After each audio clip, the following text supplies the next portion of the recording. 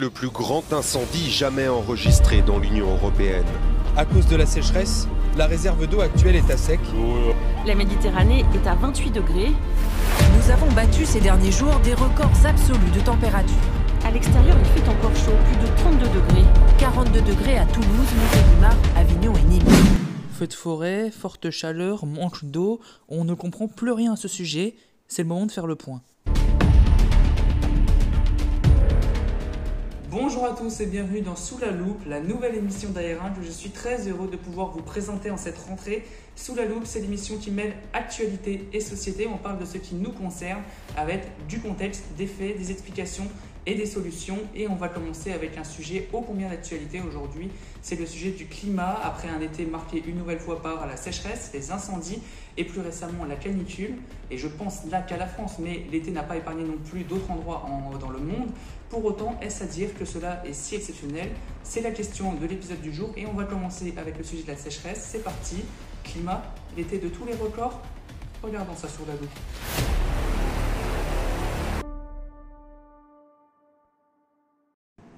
La sécheresse, c'est bien plus qu'une simple pénurie d'eau. Ça paraît évident, mais c'est toujours bon de le rappeler.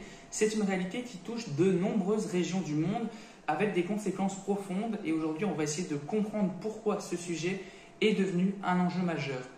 La sécheresse, c'est avant tout une question d'équilibre délicat lorsque les précipitations se font rares. Pendant de longues périodes, les sols s'assèchent, les rivières et les lacs se rétrécissent et nos ressources en eau s'amenuisent. Et les conséquences de cette sécheresse sont ressenties dans de multiples domaines de notre vie quotidienne. Dans le monde de l'agriculture, par exemple, la sécheresse, c'est le cauchemar des agriculteurs. Alors évidemment, trop de précipitations, ce n'est pas bon non plus, mais concernant la sécheresse, les cultures peinent à se développer, les récoltes sont réduites et la conséquence peut se ressentir sur nous, par exemple avec l'augmentation des prix alimentaires.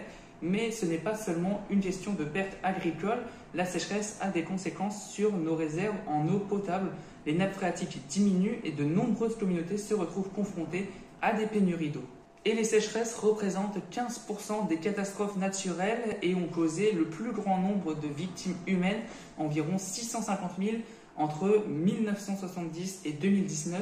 Et durant cette même période, les aléas météorologiques, climatiques et hydriques ont représenté 50% des catastrophes et 45% des décès liés à ces catastrophes, principalement dans les pays en développement.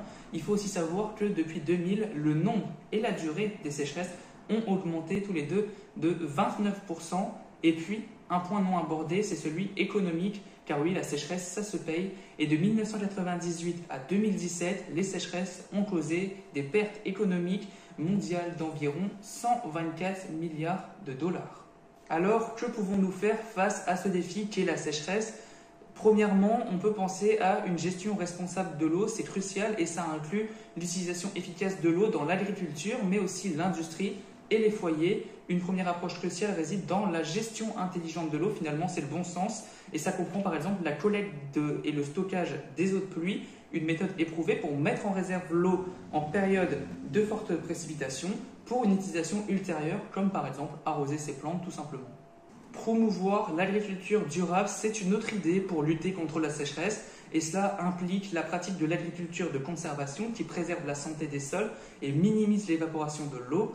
La gestion intégrée des ressources en eau est une nécessité aussi avec une coordination entre les différents secteurs, y compris l'agriculture, l'industrie et les municipalités pour une utilisation plus efficace de l'eau. Et puis surtout, ça sera le mot-clé un peu durant tout cet épisode, transmettre le message, l'éducation et la sensibilisation à ces sujets sont essentiels et il est primordial, encore en 2023, surtout en 2023, de sensibiliser chacun à l'importance de la conservation de l'eau et des pratiques durables. Ces dernières années, l'eau s'évapore plus rapidement, les schémas de précipitation deviennent imprévisibles, les sécheresses sont plus fréquentes, plus sévères et elles mettent en danger la stabilité de notre planète et cela est dû notamment à la hausse des températures. C'est le deuxième sujet de cet épisode, la canicule.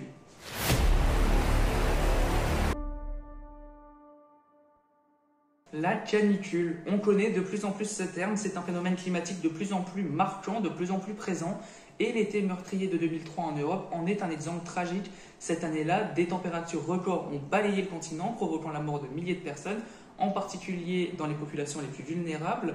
Alors bien sûr, le but encore une fois, ce n'est pas de faire du catastrophisme, mais pour être honnête, la situation ne s'est pas améliorée au fil des dernières années. Globalement, l'été 2023 a été plus chaud que la moyenne avec, selon la chaîne météo, une température moyenne 1,5 degré plus élevée que les normales de saison, des données qui ont été calculées sur la période 91 à 2020.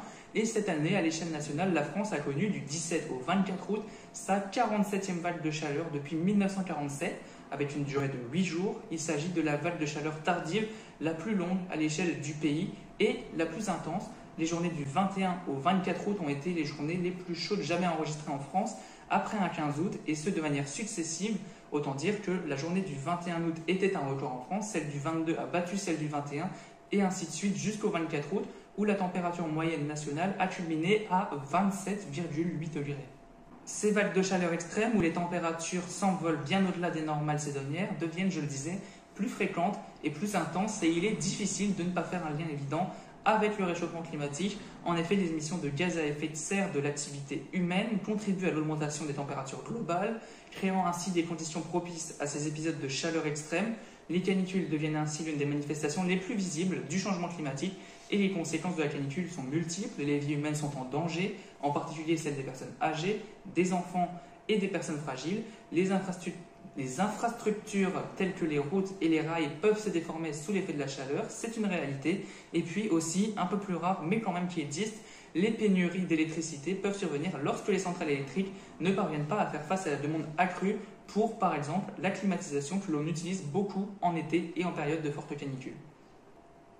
Face à cela, là aussi, des solutions émergent pour tenter d'inverser la tendance. Déjà, on peut penser à une planification urbaine innovante. Alors, je ne veux pas faire un discours de ministre, mais c'est une solution, la création d'espaces verts, de parcs, de zones ombragées, la construction de bâtiments résistants à la chaleur, avec des matériaux qui réfléchissent la chaleur pour maintenir en intérieur des températures plus supportables.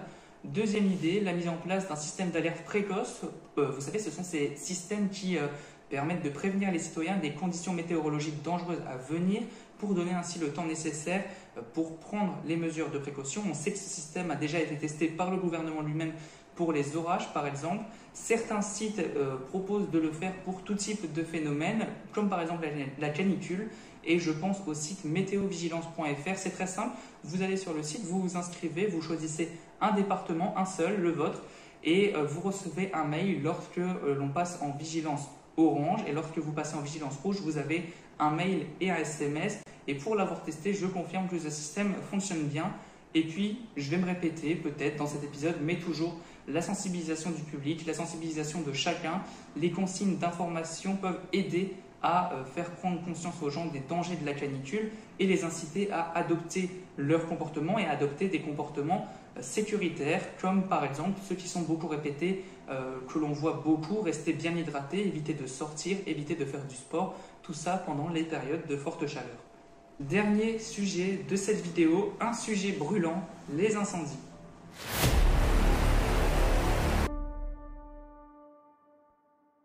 Les pays méditerranéens brûlent et on est bien obligé de le regarder en face. En termes de surface calcinée, l'année 2023 s'annonce bien au-delà de la moyenne annuelle des années 2006 à 2022. Selon les données du système européen d'information sur les feux de forêt, l'Europe a déjà vu partir en fumée 177 000 hectares contre 128 000 en moyenne sur la précédente période à cette époque et 346 000 hectares sur les 12 derniers mois.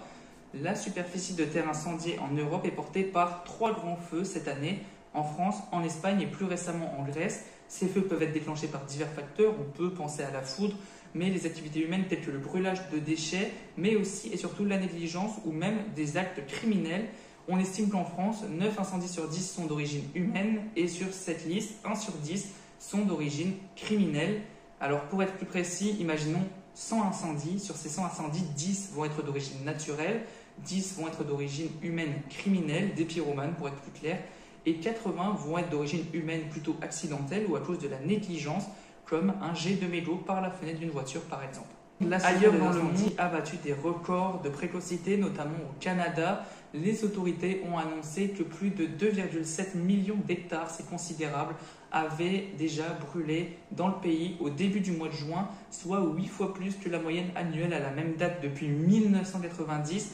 Et pour vous dire, ce chiffre a malheureusement beaucoup augmenté depuis ce relevé début juin. Et les conséquences des feux de forêt vont au-delà des dommages matériels. Ils ont un impact environnemental majeur en détruisant des écosystèmes fragiles et en mettant en danger la biodiversité. De plus, la fumée toxique émise par ces feux de forêt peut avoir des conséquences néfastes sur la qualité de l'air, la santé humaine et la visibilité, et ainsi affecter la vie quotidienne des populations touchées. Enfin, les feux de forêt entraînent des conséquences économiques massives. Outre les coûts de lutte contre les incendies, ils entraînent des pertes économiques considérables dues à la destruction de biens, de cultures et d'infrastructures. Pour finir cet épisode, j'ai récupéré la loupe et je vais tenter une petite déviation pour passer un message. Si je vous dis les 4 éléments, vous les connaissez peut-être grâce à la philosophie ou encore à l'astrologie, qui considère que le monde est composé de l'eau, la terre, l'air et le feu.